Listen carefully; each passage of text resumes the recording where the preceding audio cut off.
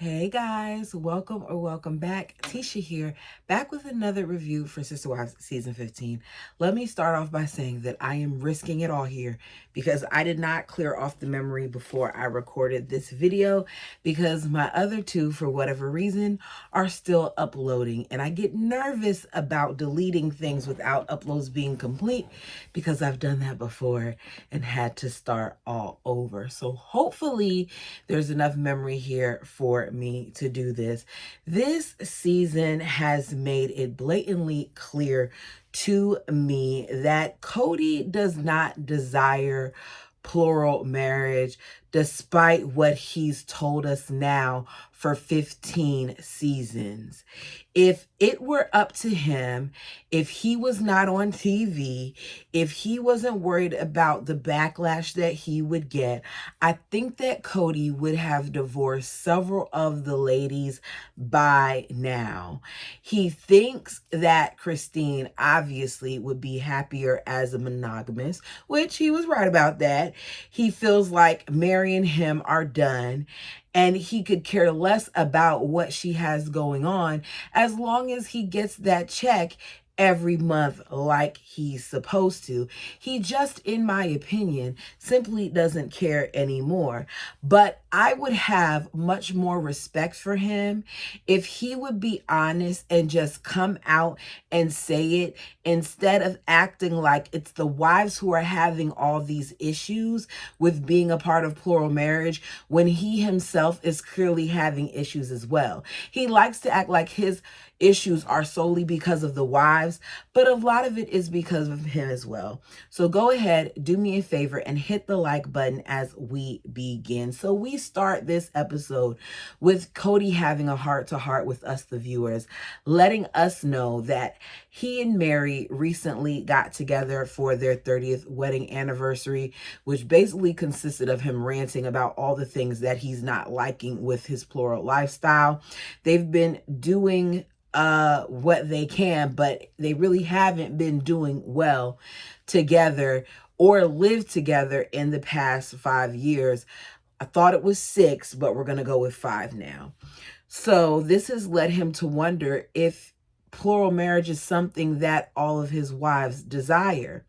It has left him questioning if it's the right decision for them. He does not want the women to be in relationships that they aren't happy with, but Cody doesn't want to be in the relationships himself because he himself is not happy. He doesn't want them, but he's not going to just come out and say it because, as usual, for appearance sake, he doesn't want to seem like the bad guy. Now, the bird, like everyone else, thinks that the pandemic has changed a lot for them, as well as this move to Flagstaff. And I'm just sitting here like, oh my goodness, the little birdie is so smart. We never guessed that when you move to Flagstaff, things have changed, even though we were told that instantly. Janelle is feeling the isolation of this situation a lot. Bird says that there are decisions that each one of the wives and the families have made that are gonna affect one another. She's saying this as we see them hop on a video call because they obviously are not able to be around each other. Janelle shares that my favorite of the Brown kids is coming home because he's going to be graduating from the Air Force Academy and that he'll be there for the entire summer. Knowing this, she wants to get together as a family. Her ideas, she say, are radical for some of the other family members because there are voices that have been naysayers about them getting together. We'll just keep it that day. Robin, to me, is one of those voices, and production even proves it because after she says they have some people who want them to stay separate, they then pan to Robin on the screen because she's one of those people. They're saying that, according to Robin, the CDC says that they shouldn't get to groups larger than 8 to 10 people, but she just doesn't know the answer. She always tries to act like she doesn't know when she clearly knows what she wants, and she's already told Cody what she wants, and Cody's gonna be her mouthpiece. I promise you at some point I'm gonna get this together. And Cody is going to be her mouthpiece and make sure that he gets across what she desires. Y'all, my brain is working faster than the notes that are on my screen, and apparently I'm running ahead of them. So I'm sorry that I'm stumbling so much over basic words on my paper. Cody says that the teleconference at this point is the best. Janelle is sitting there listening to this and thinking about things, and she doesn't feel good about anything. She thinks that the family needs to get together, while Robin continues to be unsure. Mary, however, doesn't take a side. Mary gets on my nerves because she does this often as her way of remaining neutral. She doesn't want to say how she really feels sometimes, because if she goes against Cody, all it's going to do is make him more upset with her. The Bird says that they have not handled the pandemic as a team, and they didn't handle it as a team, but you don't handle life as a team. She loves her family so much, however, that unlike some of the others, she's willing to stay away from them in order to keep them healthy. Whatever you say, it's not about them, it's about you. Christine thinks that they should get together, and it's ridiculous that they haven't handled this at this point, and that they haven't met up more. Cody claims to have spoken with the family doctor, and that the family doctor says that they should not be getting together as a family at the moment. I don't understand what type of pull Cody has, that he was able to have a conversation with any doctor on the phone at that time, considering how bad the pandemic was. How was it that he was able to get in touch with a doctor and have a conversation with them in regards to that? Maybe things are a lot busier out here where I stay, but you couldn't even get on the phone to make a basic appointment at the doctor's office. They were sending you emails and stuff to cancel appointments if it wasn't anything serious, because of the amount of people that were coming in that were sick. People were getting sick from going to the doctors, sitting in waiting rooms with other people who had the virus. So I'm not buying that you spoke with this doctor and this doctor just had no time for her patients, and instead she was able to have this conversation with you. So because of what the doctor said, he thinks it's a bad idea for them to meet. And Janelle's like, look, I don't agree with what the doctor is saying, because what the doctor is saying is her opinion. The CDC is saying something different. And she's like, I'm washing my hands, I'm being careful, I'm socially distancing, I'm doing all these things, and that should be enough. Well, Robin lets us know that she is trusting her doctor. As I said before, I don't think they spoke with a doctor, but you all let me know what you think. Maybe I'm being too critical. Janelle and Cody do not agree with what is being said. They're on opposite ends. He thinks that Janelle isn't taking this seriously enough, and that everyone needs to stay home, and that he can just continue to see everybody. Well, it's easy for you to tell everybody else to stay at home when you get to continue to go from house to house seeing whoever you want to see. Meanwhile, they're not allowed to see who they want to see, even though technically they're coming in contact germ-wise with whoever you were around, because you're going from house to house to house, spreading whatever it is that you may or may not have. He says he wants to be like, these are the rules and everybody just needs to adhere to him. The wives feel like they've been cautious and that Cody is the one who's taking this to another level. That's not all the wives. The only ones that are saying this are Christine and Janelle. And if they do things the way that he wants, according to Janelle, that they'll be going on an extended period of not seeing each other. This could be as long as 6 months to even a year. Janelle and Christine are clearly on the same page. She is not willing to not be allowed to see the kids. It's clear that the kids rather see each other than have to deal with Cody and the rules and what it takes in order to have him come around. Cody says, this is a choice between them having a relationship with me and them seeing each other. And the Bird chimes in and tells us, You can't have a relationship if you aren't alive. I mean, it sounds morbid, but that's just what it boiled down to. Thank you, Bird, for letting us know that. But at this point, they don't care. Cody then further is insulting to Janelle and tells us that he thinks Janelle is lazy about prevention. Crazy how he's allowed to speak ill about Janelle, but if she were to say that same thing about him, then she would be joking him and saying mean things about him to his children. She says, my kids and I are to the point where we're just gonna like do what we have to do. They're gonna choose to hang out at Christine's house over you, Cody. I'm just so sorry to say that. And I'm sitting there and my mouth popped open when she said it, because Janelle is really smart, supposedly book-wise, but Janelle lacks a lot of common sense. Because Janelle, do you know your man? Do you not see what you did there?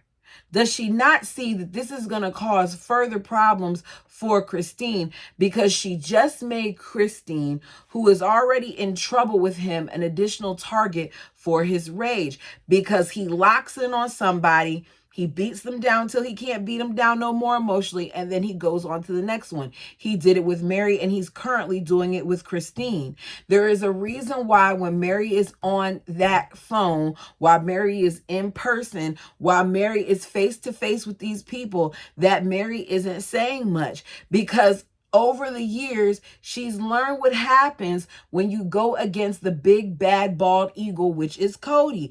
If you go against Cody, it's going to cause trouble for you in the long run. He is going to ice you out. Christine says that is a compliment, but I don't want to be the cause of any issues, even though I really, really want to see the kids. He tells us that Janelle is full of bleep, sugar, honey to the ice to the tea. And he says it more than once, because the kids aren't seeing each other according to him anyway. He says that she doesn't want him coming down hard on her kids for their lack of observation of the protocols for the virus. In other words, you think that she's full of crap because she's not following the rules that you and your bird have created. Because at this time, they're presently not seeing one another because of Cody's request. It doesn't have anything to do with them not wanting to be around each other, because beforehand, they were going on hikes and doing things with each other before the virus came, before the pandemic was here. And they're telling you at this point that they're trying to adhere to what it is that you desire, but at some point, they're going to do what they want to do. He then looks at Janelle, because at the time where they're having this video call, he's at Janelle's house. He turns to Janelle. He's right next to her. You see Panda right here? That's Panda and that's Snoop. Panda's right here. He's doing like this and turning like this, talking to Janelle like she's some kid, and says, you made your choice. Who are you doing this to? I would have bit his finger. He would have been doing like this, and you would have seen me going, trying to get it. So he's telling her, you made your choice.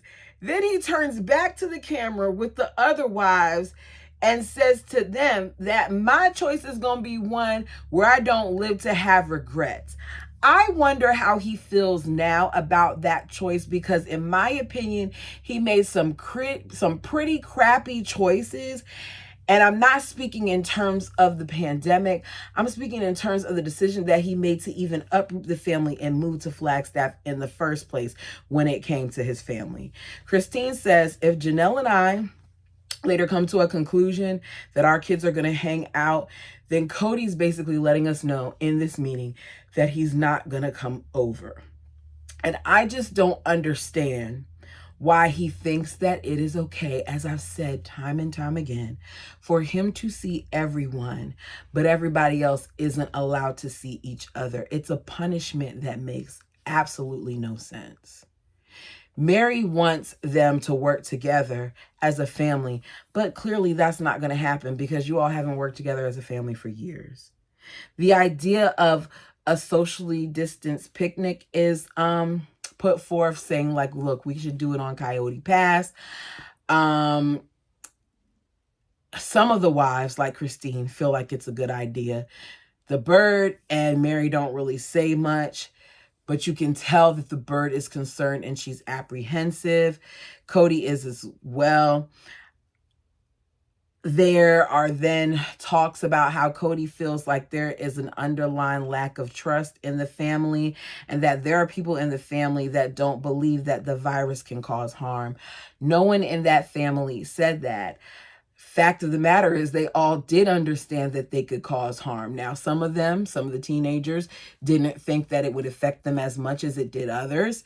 That's their ignorance. But they did know that there was harm that could be done. The bottom line to this situation is that he and the bird do not trust Janelle and Christine. As simple as that. They trust Mary because Mary is trying so hard to get in their good graces that she's not going to do anything to go against them. So they're not worried about her. But when it comes to Christine and Janelle, they don't trust them. But if you don't trust them, why does Cody keep going over there to see them? Because they're not trustworthy. So even if their kids aren't seeing each other, you still risk getting something because Christine and Janelle aren't trustworthy, right? So it's another day. Gwen, Truly, and Isabel decided to go have fun on Coyote Pass. Despite Cody lecturing Gwen and warning them not to drive on the grass because it's super muddy and to stay on the road, Gwen does not listen and Gwen ends up getting stuck. Cody, a few days later, heads to Coyote Pass to try to rescue the car from the depths of the soil. Cody, surprisingly, has a good attitude about it. Robin tells us that when she heard about it, that she put her little happy tail out of the nest into the car and drove over to Coyote Pass to see how stuck the car is. That tells me everything that I need to know about what their situation is, because he doesn't contact the other wives, he doesn't call the other wives, he doesn't call the other children, but he's so much up Robin's butt that she knew about the car being stuck and that she had time to go drive and see the car. You can drive and see the car, but you can't drive to go see Hunter when he first arrives to Flagstaff and stand outside and say hello. These are the things that I'm talking about. So he goes out there. He laughs about how deep the car is in the mud. He originally tries to pull the truck out, pull the car out, which is a Lexus SUV, over with the rope from Christine's hitch. Tries to pull it out. Meanwhile, Christine's car is just sliding and gliding, and there is no give on that other car. They then dig it out. Robin says, it's kind of an irony because Cody always said that, he wanted to move somewhere where he could play in the mud with his kids. And now he has that chance. Robin, how many times are you going to tell us? You tell us the same thing about the mud and the kids when they were playing in the dirty Perry poo, and now here you are telling us it again. We get it. He wants to play with his kids. He has ample opportunity to do these things. He could have even did it in Vegas. Whether he did or didn't, that's on him. They think that the battery may be dead.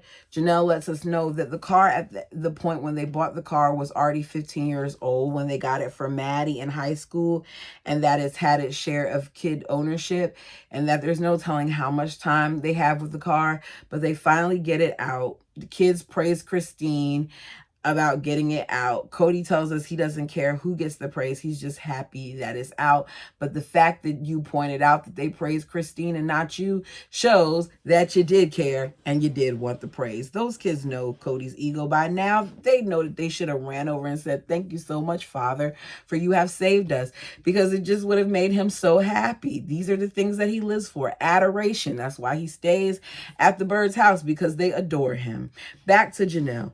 Janelle had brought up communication at the dinner that they had earlier on in the season before the pandemic came. COVID, however, put a pause on all of that. It's hard to work on reconnecting as a family when you can't even see that family. You weren't seeing each other before, and now you're really not going to see each other because you can't.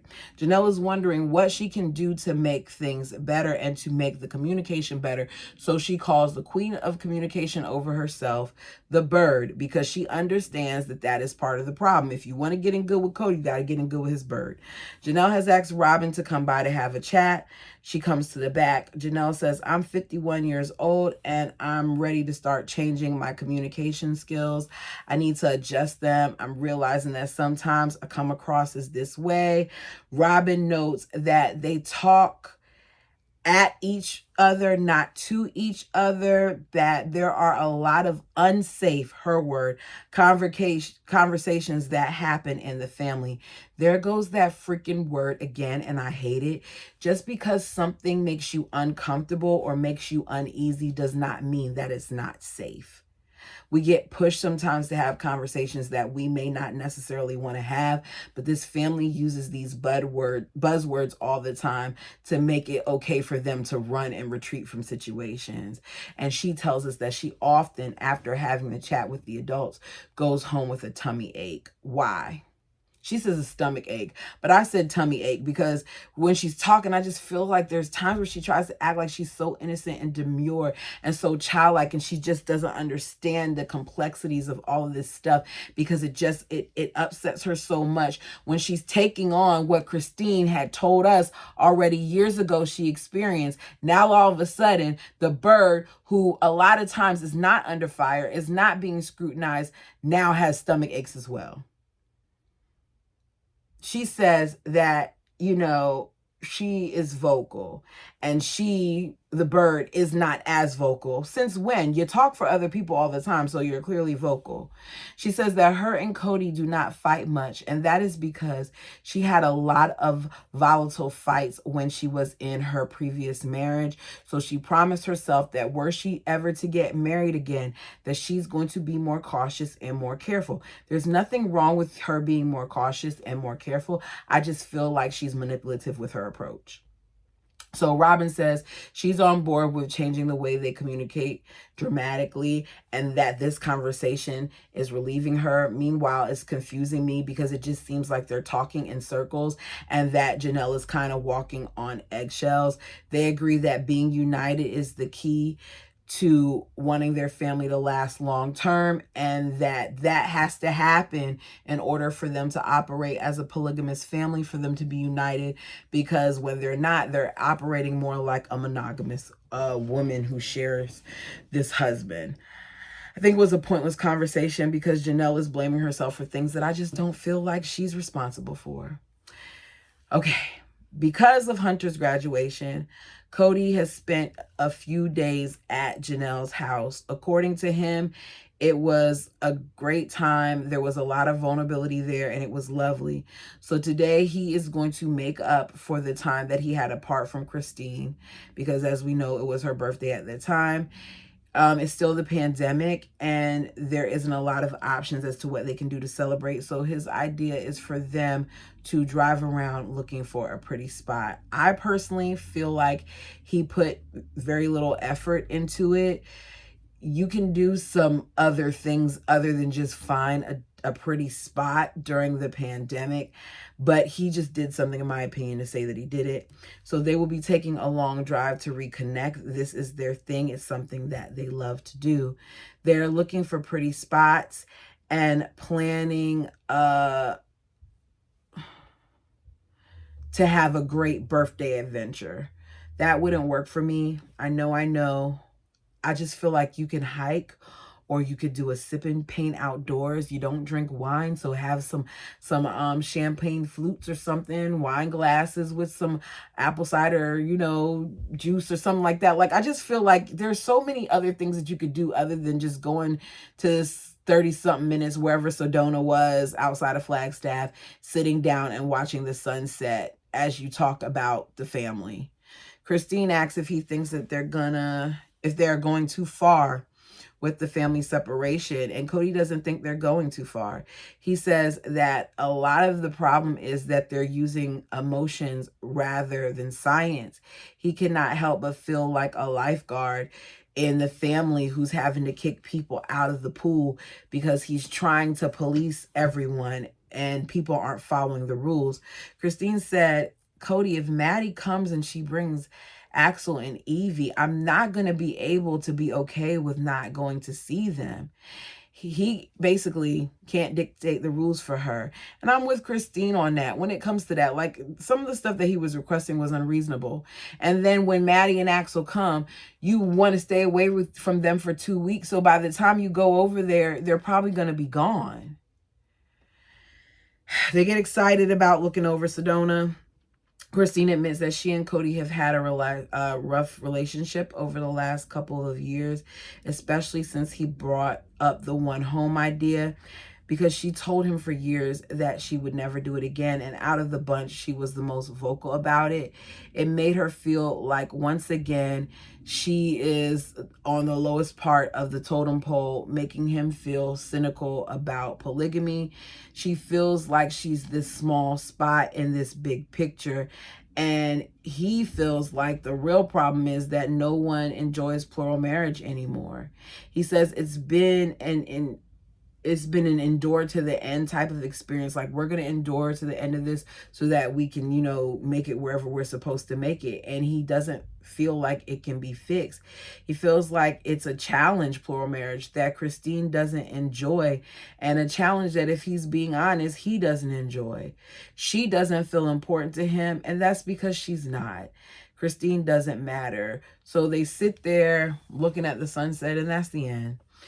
So another day, we see Cody and Robin are sitting down to have a chat that I feel like was them trying to just have something to talk about. She wants to discuss having another baby, wants to know, are they done? Because she needs to know. She's 41, her clock is ticking, and Cody isn't sure. He says their oldest is 26 and their youngest is 4.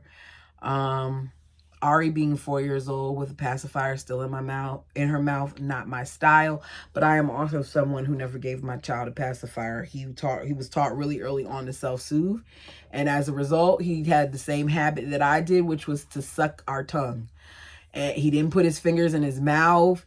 He didn't none of that stuff. I remember I never wanted him to have a pacifier. I did not buy a single pacifier, and after they circumcised him, he comes back in the room with the pacifier in the bassinet, and I'm like, why does he have a pacifier? And she's like, oh, well, we gave it to him just in case, because we just did his circuses or whatever. And I was like, well, what is it doing? She was like, well, he sucked and he spit it out. Okay, he doesn't need it, thank you. And I told them no pacifiers, and I threw it in the trash.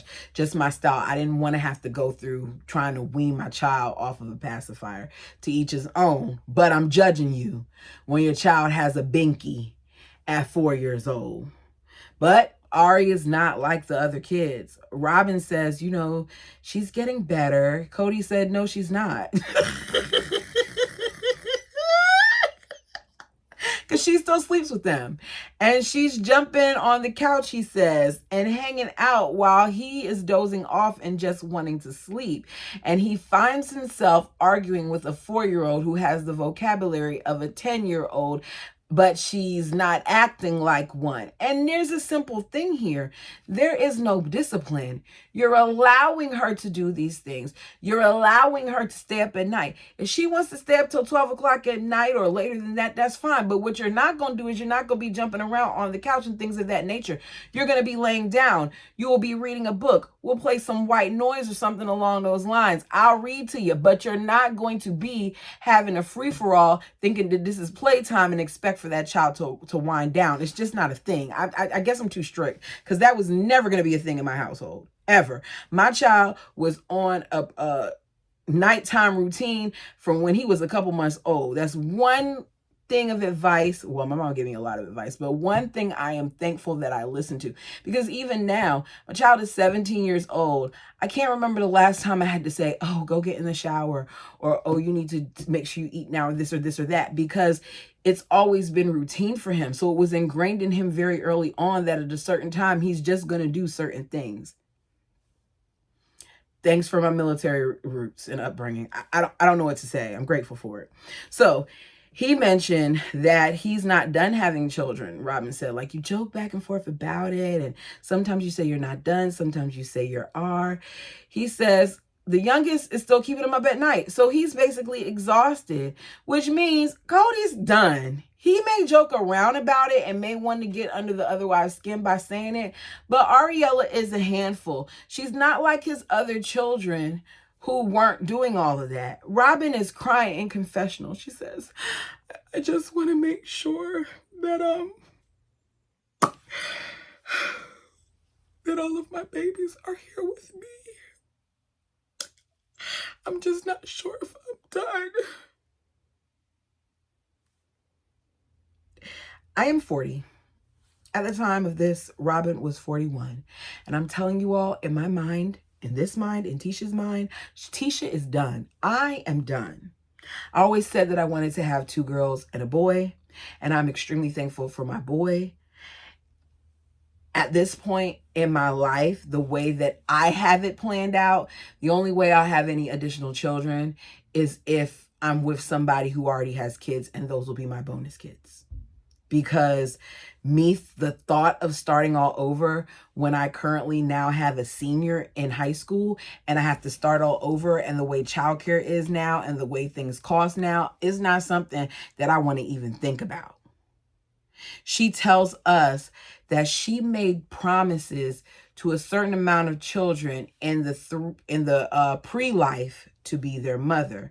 That part of her belief system, I don't really understand, because I don't look at children being spirit babies that are promised to me and I'm promised to them the way that she does. But she says that that's how she feels, and she feels that that kids kind of hang around her before they're born, and there's this one kid that has dark hair. He's a boy, and he's been hanging around, and Cody's like, okay, well, do you think maybe we need to adopt instead of biologically having another one? So at this point, he's doing anything to make the prophetess of the family's dreams come true. And I'm listening to this, and I said, I wonder how Mary feels when this discussion is being had, because if I was Mary, I would be hurt, because he told Mary he's not willing to go any further on in the process with her. Yet here he is talking about, okay, well, if we can't do it naturally, then we can adopt. He's willing to do certain things for the birth that he wasn't willing to do with Mary. He makes a joke about how they might have the wrong child because most of his kids come out with blonde hair. I can't talk about what someone experiences spiritually. However, I do not think because I get baby fever or because I had certain expectations about what my mothering situation would look like, that means that I should have another baby. Perfect example of this. Last week, I spent several days with my friend's baby. My friend, I love her. She's better than me. She has a 16-year-old and now a 7-month-old. I personally couldn't do it. She, however, she's extremely happy. The baby is beautiful. I love that little girl. When I said that I had a ball with her, the way she nuzzled up in me and put her head down, and how she laughs and smiles, and how easy of a baby she is, to the point where I told my friend I would watch her anytime because she's just that easy and that loving and that sweet. And you say her name and she smiles. She's a great, great baby. And I felt my softness coming, and I was like, oh my goodness, I always wanted a little girl, and whatever. Guess what? I snapped back to reality.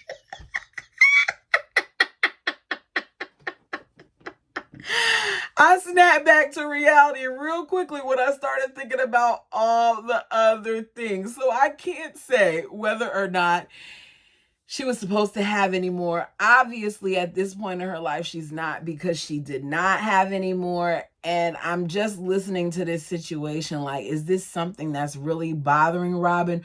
Or is she just utilizing this as something to talk to us about? You tell me what you think. She says, hearing Cody, she is relieved and sad at the same time. If you're relieved, then that means to me that you didn't want to have any more. So which is it? She said that there's just something inside of her, though, that's telling her to have one more in a spiritual sense. I just don't get it. That's the end of that conversation. Now on to the good stuff, which is that my favorite is home. It is the first time that Hunter Brown is home for an extended period of time since he decided to join the Air Force Academy, which is a big deal because after these several months of him being home for the summer, there's no telling where he will be stationed or what he will be doing. So it's important to Janelle that she gets time with the family and him together. She calls Christine, tells her that they should have a chat. Christine is dreading it.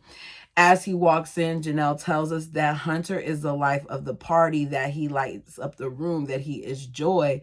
And you see them embrace and you can see how excited she is. And I'm excited and I'm not even seeing him and it's not even my kid. But I just love Hunter. I've said it before. Seeing what he went through, seeing the part where he was depressed and seeing what he's done for himself and how despite everything that he went through, he decided to go into the medical field and he decided to go into the Air Force and help others in such a important way. I just look at him as a local hero. To all of my first responders, to all of my people who work in the medical field, to the attorneys and to the teachers, to our educators, to our military personnel, to our healthcare workers, thank you for your sacrifice. It's not said enough. In the area that I live in, there's a lot of military folk out here. And when I see them out and about, I thank them. I've paid for certain things, may not have them bunch, but I can pay for their lunch or whatever when I see them out. Because whether you agree with it or not, they have done something to protect us and to help us. And I guess that's part of the reason why I get so excited when I see Hunter, because I see that in him. So with Hunter just now coming into town, Cody is going to be staying away from Janelle's house for a couple of weeks because he has to quarantine. Once again, my child, who I haven't seen for however long, is now in town. He is about to serve our country in ways that I'll never understand. He's in town and I'm not going to come over and see him. I'm going to wait several days, several weeks until I come and see him. I just don't agree with it. I can understand his apprehension, but as I said before, just go drive past and say hi to the boy. His siblings deserve to be around him, especially because the way that he's been when it's come to his family is great to see. You can tell that they missed him and that he missed them. Janelle comes over to talk to Christine. Janelle admits that she has been stubborn. They haven't always agreed on everything, but those two have remained respectful for us to see. Now, Cody will say otherwise because he likes to cause division and because a simple conversation or event turns into something else. They did not agree on the one house idea, and I'm sure that Cody used that probably as a way to try to divide them, but it didn't work. Christine remembers how much she gave up herself when they were in the one house and how she did not stand up for herself and how she did not take the best care of her kids, and she just doesn't want to do it again, and I don't blame her. She said that she's struggling with her self-worth and with the family, and she's admitting it to Janelle, and it feels awkward when Christine is around the other family, she says, because she's nervous and she too gets nauseous. And as she's saying this, I'm thinking to myself, what in the hell is going on that we're not seeing? What is Cody saying and doing? What is happening when the cameras are off that she's having such a visceral reaction? Janelle is desperate to help Christine find her way and find a way to improve their communication styles. Christine feels like it's unrealistic to her that they'll, ever be able to fully communicate with each other and completely be around each other and be completely honest, because a lot of times it doesn't feel safe, which goes back to that word again. They both agree that this life that they're currently living is not the life they signed up for, so they're going to work together. They're not sure what they're going to do next. Christine believes that the next step is to move back to Utah. You won't solve your problems just by moving back to Utah. She doesn't want to be stuck with just them as the only polygamist on Coyote Pass, because she says that the thought of that and that feels lonely. It's a done deal for Christine. Christine is done with Cody. And that's how they ended the episode.